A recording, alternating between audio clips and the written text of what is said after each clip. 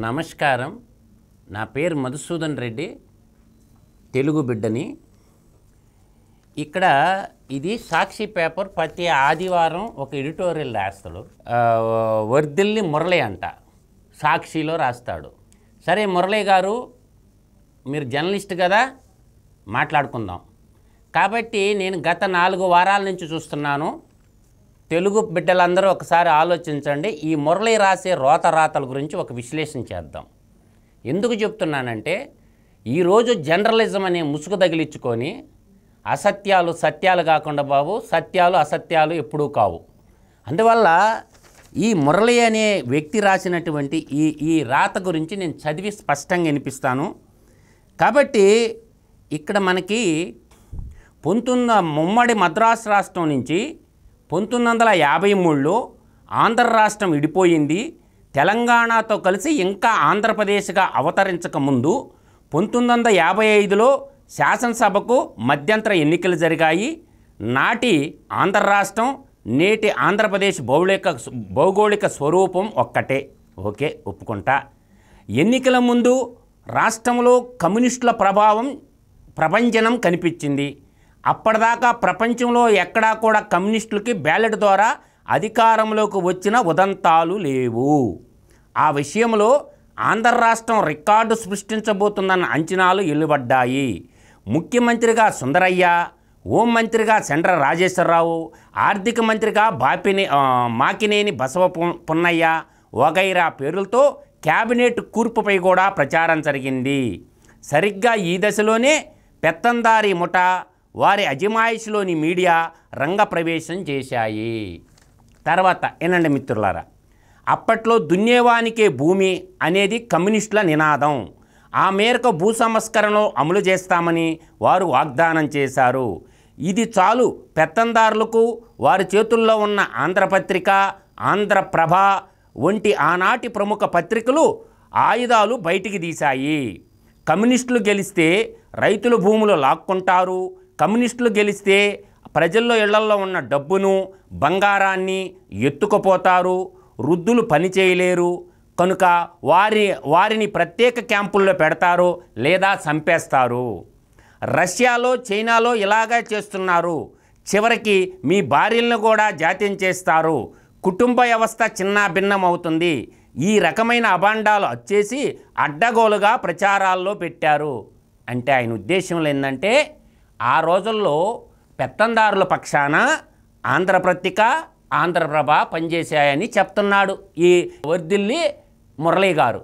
తర్వాత కమ్యూనిస్టుల పక్షాన విశాలాంధ్ర పత్రిక మాత్రమే పనిచేసింది, తప్పుడు రాతలో రాసుకొచ్చినారు, కాబట్టి కమ్యూనిస్టులు ఓడిపోయినారు, కాంగ్రెస్ వాళ్ళు గెలిచినారు, స్వతంత్ర అభ్యర్థులు కొంతమంది గెలిచినారని చెప్పకనే చెబుతున్నాడు. తర్వాత ఇక్కడి నుంచి మొదలు తీసుకొచ్చాడయ్యా అంటే ఉపోద్ఘాతాన్ని చెప్పిన ఈ మురళి గారు ఇక్కడి నుంచి నుంచి ఇస్తా, వీడికి బాగా ఇస్తా. తర్వాత ఈ దుష్ప్రచారాన్ని తిప్పికొట్టనంత పబ్లిసిటీ దన్ను ఆనాడు కమ్యూనిస్టులకు లేదు. వాళ్ళకున్నది విశాలాంధ్ర ఒక్కటే. పార్టీ ముద్రణ కారణంగా దానికి పరిమితులయ్యారు. ఇటువంటి నిస్సహాయ దుస్థితిలో మహాకవి శ్రీశ్రీ గుండెల్లో నుంచి తన్నుకొచ్చిన ఆక్రోశం చాలామందికి గుర్తున్నది. పెట్టుబడికి కట్టుగదులకు పుట్టిన విషపుత్రిక ఆంధ్రపత్రిక అని ఏసడించారు. ఒరే నాయనా, ఇప్పుడు గురిగింజ కింద నలుపెరగదంట. ఇప్పుడు నీ సాక్షి పత్రిక కూడా పెట్టుబడులకి కట్టుకథలకి అవినీతి సొమ్ముకు పుట్టిన విషపుత్రికేరా నీ సాక్షి పత్రిక కూడా బిడ్డ. అర్థం చేసుకో. ఈనాటి ఆంధ్రపత్రిక, ఆంధ్రప్రభల అరాచకత్వాన్ని ఒక లక్ష్యతో ఎచ్చివేస్తే నేటి ఈనాడు, ఆంధ్రజ్యోతి, TV5, ABN, ఈటీవీల అరాచకం విలువెంతో తెలుస్తుంది. అంటే దీని అర్థం ఏంటంటే, ఈనాడు, ఆంధ్రజ్యోతి, TV5, ABN, ఈటీవీల వాటి యొక్క విలువ అంతా అరాచకత్వాన్ని చూపిస్తున్నారంట. అరాచకత్వాలే వాళ్ళ పనంట అని చెప్పటం ఉద్దేశం ఏంటి? ఈయన ఉద్దేశము, ఈయన జర్నలిజం చదువుకున్నాడా లేక జనం ఎక్కడన్నా పోని జనం యొక్క ఆలోచనల్ని, విధానాలని జనసంద్రంలో కలపాలని చూస్తున్నాడా? జనం డిసైడ్ అయిపోండ్రా బిడ్డ మీ జగన్మోహన్ రెడ్డిని బంగాళాఖాతంలో కప్పెట్టడానికి. చూడండి, వినండి కొంచెం దీన్ని. తర్వాత ఉమ్మడి ఆంధ్రప్రదేశ్లోని పెత్తందారీ వర్గాల ప్రతినిధిగా, ప్రవక్తగా గడిచిన 3 దశాబ్దాల్లో చంద్రబాబు ఇంతింతై అన్నట్టుగా ఇముడించడం మనకు తెలిసిన సంగతే. ఇదే కాలంలో మన ఎల్లో మీడియా చంద్రబాబు తరపున గ్రామ సింహాల పాత్ర పోషిస్తే బదులుగా అయిన వారికి సెక్యూరిటీ గార్డ్ వస్తున్నారు. ఈ 30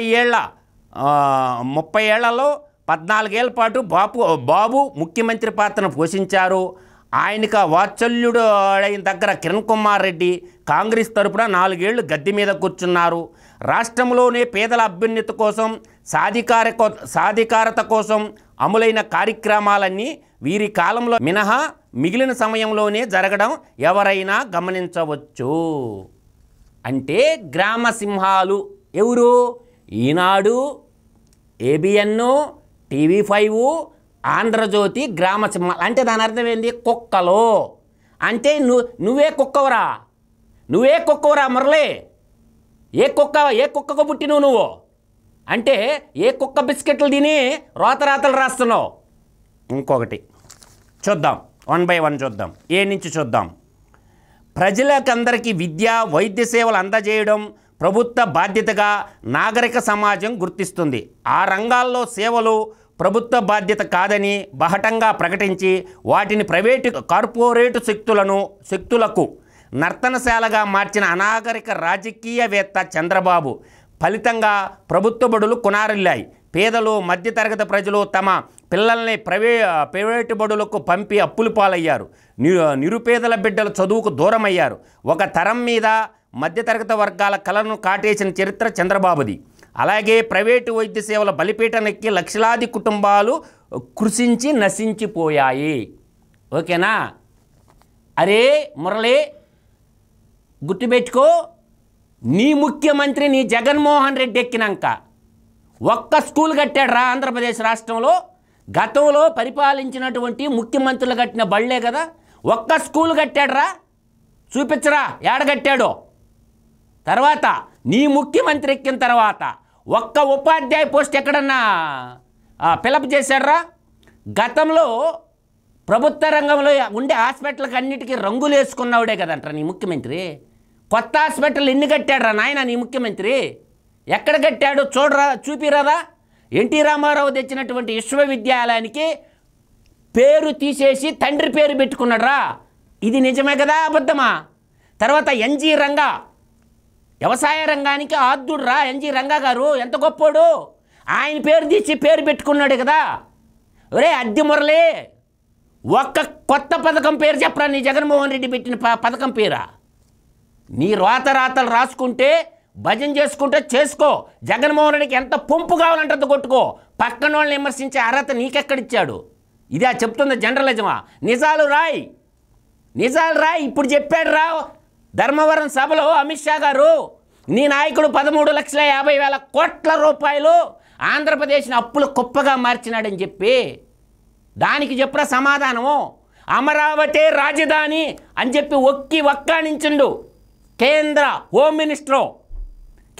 మినిస్టర్ కానీ కన్ను కానీ తెరిస్తే వద్దేపల్లి మురళి, నీ సినిమా క్లోజ్. నీ ముఖ్యమంత్రి సినిమా ఏం మాట్లాడతావు? ఏం రాతలు రాస్తావు? నీకు ఒక పేపర్ ఉంది కదా, నీ చేతిలో ఒక పెన్నా ఉంది కదా అని చెప్పి నీ ఇష్టం వచ్చి రాసుకుంటే చెప్తుండా, నీకు సిట్టిగా చెప్తుండా వద్దేపల్లి మురళి? 4 చూశాను నిన్ను. రేపు గవర్నమెంట్ మారిన తెల్లారి నువ్వు ఎక్కడున్నా నిన్ను చెప్తుండా. కేఎస్ఆర్ అనేవాడిని, వాళ్ళు దేవులపల్లి అమర్ అనేవాడిని, నిన్నొకడిని, వాడు ఒకడున్నాడు 10 TV నుంచి వలస వచ్చినటువంటి పక్షిగాడు ఒకడున్నాడు, వాడిని కూడా లాక్కొని వస్తాం. వదిలిపెట్టే పల్లె మీలాంటి కలుపు మొక్కలందరిని ఏరటమే మా పని. వ్యవసాయం దండగనేది ఆయన చేసిన మరో ఘోరమైన ప్రయాసం. ఫలితంగా రైతులు పిట్టల్లా రాలిపోవడం బాబు జమానాలో ప్రారంభమైంది. కల్తీ ఎరువులు, కల్తీ విత్తనాలు, నకిలీ మందులకు వ్యవసాయం వేదికైంది. రైతులు భూముల నుంచి ఎల్లగొట్టి వేల ఎకరాల భూములను కార్పొరేట్ శక్తులకు కైంకరం చేసే విధానాలు బాబు అవలంబించారు. ఒరే సన్నాసెదవా, నీ ముఖ్యమంత్రి జగన్మోహన్ రెడ్డి 2019-2024 మధ్యలో 2,50,000 ఎకరాలు నీకు జీలో దమ్ముంటే లిస్టు బయట పెట్టు.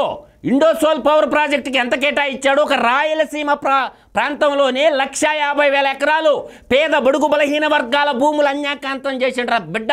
నెల్లూరు నుంచి శ్రీకాకుళం దాకా మరో 1,00,000 ఎకరాలు ఎవడమ్మ మొగుడు సొమ్మని 2.5 లక్షల ఎకరాలు దోపిడీ చేసి పెట్టిండ్రా. ఇండోసోల్ పవర్ ప్రైవేట్ లిమిటెడ్ ఎవరిది? విశ్వేశ్వర్ రెడ్డిది. అదేవిధంగా ఇంకో ముచ్చట చెప్తుండా నీకు. షిరిడి సాయి ఎలక్ట్రికల్స్ ఎవరిదిరా నాయన? ఎంత దోచిపెట్టిండు? ఎలక్ట్రికల్ మీటర్ల టెండర్ మొత్తం షిరిడి సాయి ఎలక్ట్రికల్స్ ఎవరిదిరా నాయన? విశ్వేశ్వర్ రెడ్డి, రవికుమార్ రెడ్డి. జగన్ బినామీ కంపెనీ కాదు.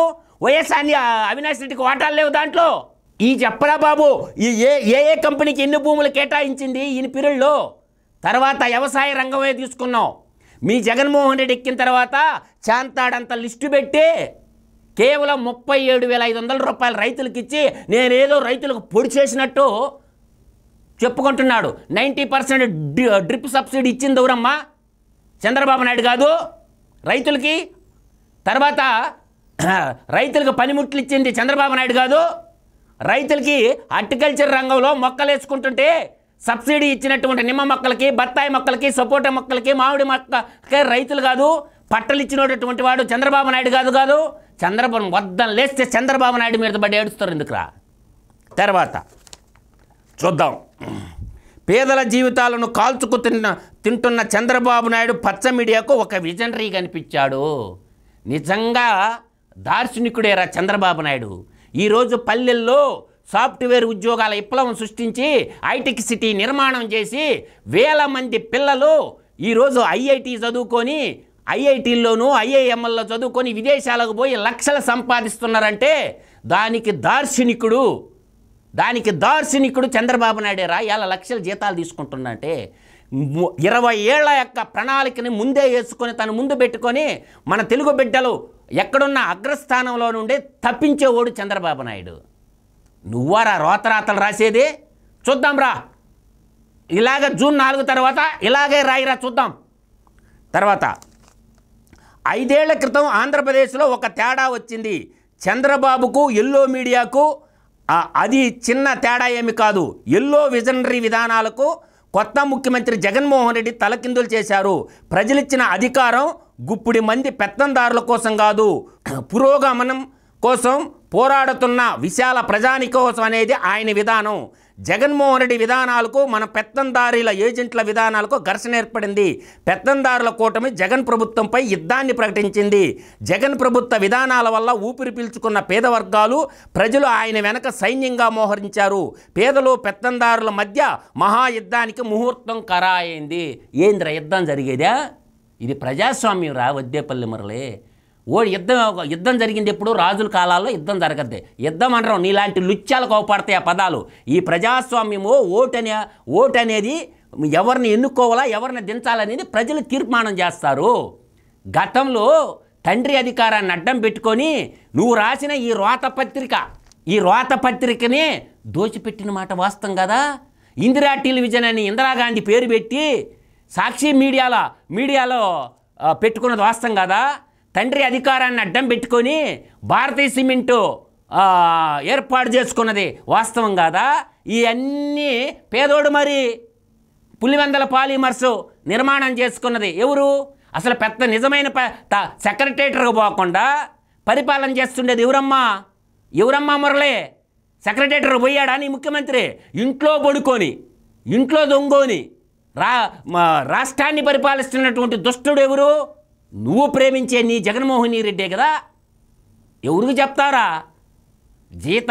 జీతగాడిలాగా ఉండు అంతే తప్ప రోతరాతలు రాసి ప్రజానికాన్ని తప్పుదోవ పెడితే పిల్లి కళ్ళు మూస్తుందంట. మనం చేసే తప్పులు ఎవరు చూడలేదని చెప్పి నాలాంటి మొగుడు ఒకటి తగలుతాడు అనుకోలేదు కదా. తేల్చుకుందామని కూడా చెప్తున్నా కదా. తర్వాత 5 ఏళ్ల కాలంలో జగన్ ప్రభుత్వంపై ఎల్లో మీడియా సాగించిన దుష్ప్రయామం అన్ని రికార్డులను బద్దలు కొట్టింది. గ్లోబల్స్ బతికుంటే సిగ్గుపడి ఉండేవాడు. శ్రీశ్రీ బతికుంటే ఏమని కామెంట్ చేసేవాడో ఊహించుకోవాల్సింది. తిమ్మిని బమ్మిని తిమ్మిగా ప్రచారం చేయని రోజు ఈ 5 ఏళ్లలో ఒక్కటి లేదు. అయినా ప్రజా అభిప్రాయాన్ని ఎల్లో మీడియా పెద్దగా ప్రభావితం చేయలేకపోతుంది. దీంతో వారిలో నిస్పృహ ఆవరించింది. అన్ని ఇలువల్ని వదిలేశారు. వస్త్ర వివర్జన చేసి దిగంబర వీధి నర్తనం మొదలుపెట్టారు. పోలింగు 10 రోజులు లుందంగా తయారు చేసిన రెండు వింత కథల మీద ప్రాణం పెట్టుకొని పెద్ద ఎత్తున ప్రచారం మొదలుపెట్టారు. ఒరే నాయన, మీ జగన్మోహన్ రెడ్డి దిగంబరుడుగా తిరుగుతున్నాడు నాయన. 5 ఏళ్ళు ఇంట్లో పడుకొని తోడబుట్టిన చెల్లులే చెప్తుంది. కుంభకర్ణుడైన 6 నెలలు నిద్రపోయి 6 నెలలు ప్రజల్లో ఉంటాడని చెప్పింది. 5 ఏళ్ళు తాడేపల్లి కొంపలో నిద్రపోయి ఇప్పుడు బయటకు వచ్చిండు అని చెప్తా ఉందిరా నాయన. తర్వాత ఇందులో మొదటిది ఏమాత్రం క్రియేటివిటీ లేకుండా అల్లిన ఓ కట్టు కథ. మీ భూమి మీది కాదు అనే పేరుతో ల్యాండ్ టైటిల్ యాక్ట్ బాధితులను కథనాలను ఈనాడు వచ్చేసింది. అవునరా, ల్యాండ్ టైటిల్ యాక్ట్ తెచ్చింది నువ్వు చదివావురా? ల్యాండ్ టైటిల్ యాక్ట్ మొత్తం నీ సాక్షి పేపర్లో ప్రింట్ అయ్యిండ్రా. పోని పంచండి. ఇంకో ముచ్చట చెప్పనా, నీ దొంగ పత్రికని ఎట్టమ్ముకున్నారా? ఎట్టమ్ముకున్నారు? ఈ సాక్షి మీడియాకి అదనంగా 4.5 లక్షలు ఎట్టమ్ముకున్నారా? వాలంటీర్లను అడ్డం పెట్టుకుని కదా నీ సాక్షి పత్రిక అమ్ముకున్నదా? ఒక్క పత్రికే ఎవడికే ఫ్రీగా అయినోడు, భారతీయ సిమెంట్ కట్ట ఫ్రీగా అయినోడు. అసలు జగన్మోహన్ రెడ్డి ఇచ్చేది ఊరు సొమ్ము, అది ప్రజల సొమ్ము, ట్యాక్సులు పన్నుల రూపంలో కట్టిన డబ్బు. జగన్మోహన్ రెడ్డి గానా చంద్రబాబు నాయుడైనా ప్రజల పన్నుల రూపంలో కట్టిన డబ్బుకి కస్టోడియన్. రూపాయి జీతగాడికి ఎంత ఖర్చు పెట్టారా ప్రజల సొమ్ము ఈ 5 ఏళ్లలో మీ జగన్మోహన్ రెడ్డి? ఆ లిస్టు పెట్టరా నాయన ఒకరోజు. నీ సాక్షి మీడియాకి ఎన్ని డబ్బులు ఇచ్చాడు, నీ సాక్షి పేపర్కి ఎన్ని డబ్బులు ఇచ్చారు, ఒకరోజు ప్రజల సొమ్ము ఎంత నాకేశారు అది రాయిరా పేపర్లో నువ్వు. మీ జగన్మోహన్ రెడ్డి తుమ్మితే యాడు, వంగుంటే యాడు, లేస్తే యాడు, యాడుల రూపంలో ఎంత నాకేశారా మీరా? నీచ కమీన్ మాట్లాడొద్దు. ఏది కూడా రాసినా కూడా ల్యాండ్ టైటిల్ యాక్ట్ అనేది చదువుకున్న లాయర్లు, మేధావులు, జడ్జిలందరూ దుర్మార్గమైన చట్టము, మీ కాడికి ఈస్ట్ ఇండియా కంపెనీ వాళ్ళు మేలని చెప్తా ఉంటే నీ ఇష్టం వచ్చినట్టు రోతరాతలు రాసుకుంటావు ఎందుకురా? తర్వాత ఇంకా ఈ విధంగా రోతరాశులు రాసినటువంటి ఈ మనిషిని ఏమనాలి అంటే, ఈ ఒద్దేపల్లి మురళి అనేవాడు ఇలువలు లేనటువంటి జర్నలిస్టు. ఇటువంటి ఇలువలు లేని జర్నలిస్టు ఆదివారం వస్తే ఇటువంటి కథనాలు రాసి పక్క మీడియా మీద, చంద్రబాబు నాయుడు మీద రాసిన ప్రతి మాటకి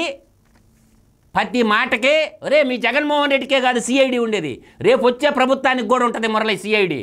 మీ నలుగురికి మాత్రం, ఎవరికి? కేఎస్ఆర్ గాడికి, దేవులపల్లి అమర్గాడు ఒకడు, తర్వాత నువ్వు ఒకడివి, తర్వాత ఈశ్వర్ గాడు. మీ నలుగురికి ఉంటుందిరా నాయన భజన. జింతాక చిత తా ఉంటుందిరా మీ నలుగురికి మాత్రం.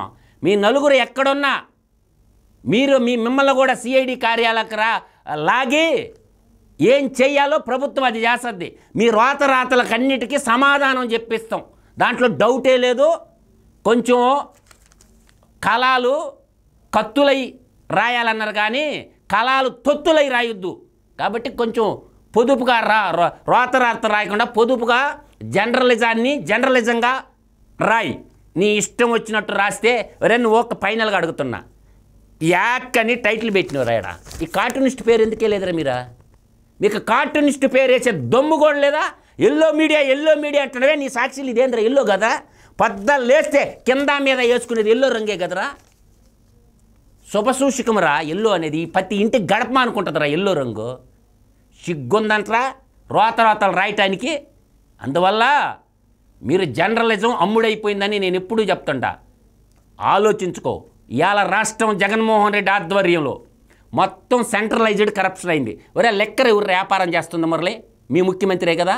మైనింగ్ మాఫియాకి డాన్ ఎవర్రా? మీ ముఖ్యమంత్రే కదా మైనింగ్ మాఫియాకి డాను. లెక్కర్ మాఫియా మీ ఓడే, గనుల మాఫియా మీ ఓడే, ఇసుక మాఫియా మీ ఓడే. మొత్తం సెంట్రలైజ్డ్ కరప్షన్ కదా మురళి. ఇది నిజమా అబద్ధమా? నీతులు చెప్పేటప్పుడు గురిగింజ కింద సామెతను మర్చిపోబాకు. మీ జగన్మోహన్ రెడ్డి మద్యపాన నిషేధం అని చెప్పి విషాన్ని ప్రజలకి పోసి లేవర్లో కిడ్నీలు పాడు చేసినటువంటి దుర్మార్గుడురా. ఇటువంటి నీచుడుని ముఖ్యమంత్రిగా ఎన్నుకున్నందుకు ఆంధ్రప్రదేశ్ ప్రజలు అల్లో రామచంద్రాన్ని అల్లాడుతున్నారా. ఒక్కసారి ఆలోచించుకో మురళి. నీ విఘ్నతకే వదిలేస్తుండా. ఒక్కసారి ఆలోచించుకో. ఎంతమంది ఆడబిడ్డలు ఇవాళ వాళ్ళ భర్తలు తీసుకుపోయి హాస్పిటల్లో పెట్టుకొని అల్లో రామచంద్ర లివర్లు చెడిపోయి కిడ్నీలు చెడిపోయి దాదాపు 25 లక్షల మంది అల్లాడిపోతున్నారా. 25 నుంచి 30 లక్షల మంది బిడ్డలు అల్లాడిపోతారా మీ జే గ్యాంగ్ తయారు చేసిన మద్యం తాగి. ఇలవెల్లాడిపోతుందిరా ఆంధ్ర నేల. ఒక్కసారి ఆలోచించుకొని రోతరాతలు రాకుండా నిజం వైపు నిలబడు. అమరావతాన్ని భూములు ఇచ్చినటువంటి రైతుల్ని సర్వనాశనం చేసిన దుష్టుడురా. ఋషికొండనికి బోడుగుండు కొట్టి విశాఖపట్నాన్ని కబ్జా విశాఖపట్నంగా మార్చినటువంటి చరిత్ర మీది కాదు. అందువల్ల వడ్డేపల్లి మురళి గారు, నేను కూడా పెద్దకంటి రెడ్డి ఇళ్లలో పుట్టినోడిని. నిజాయితీగా ఉంటా, నిజం మాట్లాడతా. నీలాగా లుచ్చా లఫంగి పనులు ఎప్పుడు చేయాల. రాష్ట్రం కన్నీరు పెడుతుంటే, రాష్ట్రం అప్పుల కుప్పలు కాబట్టి ఆవేదనతో వచ్చి మాట్లాడుతుంటా. I am the professional of arithmetic. నా ప్రొఫెషను అర్థమెటిక్ చెప్పుకోవటం, పిల్లలకు లెక్కలు చెప్పుకోవటం, గ్రూప్ 1, గ్రూప్ 2, క్యాటు, మ్యాటు, ఈ లెవెల్లో ఆర్ఆర్బీకి కానీ అర్థమెటిక్ చెప్పుకునేవాడిని. ఇవాళ మీడియా ముందు వచ్చి ఎందుకు మాట్లాడుతుంటే, కన్న తల్లిలా అన్నపూర్ణ లాంటి నా ఆంధ్రప్రదేశ్ రాష్ట్రం అప్పులు కుప్పగా అయిపోతే ఆంధ్ర రాష్ట్రాన్ని జలగల్లాగా పెట్టి జే గ్యాంగ్ దోపిడీ చేస్తుంటే, నా తల్లి కోసం రుణం తీర్చుకోవటం కోసం, నన్ను కన్నా నా తల్లి కోసం రుణం తీసుకోవడం గొంతెత్తి మాట్లాడుతుంటా. లుచ్చారాతలు రాసేదానికంటే అడక్క తిని బతకటం మేలు గుడుల దగ్గర. మానుకోర్లు లుచ్చారాతలు రావటం అని ఒక విఘ్నుడిగా నీకు చెప్తున్నా. జై హింద్, సత్యమేవ జయతే, ధర్మో రక్షిత రక్షిత.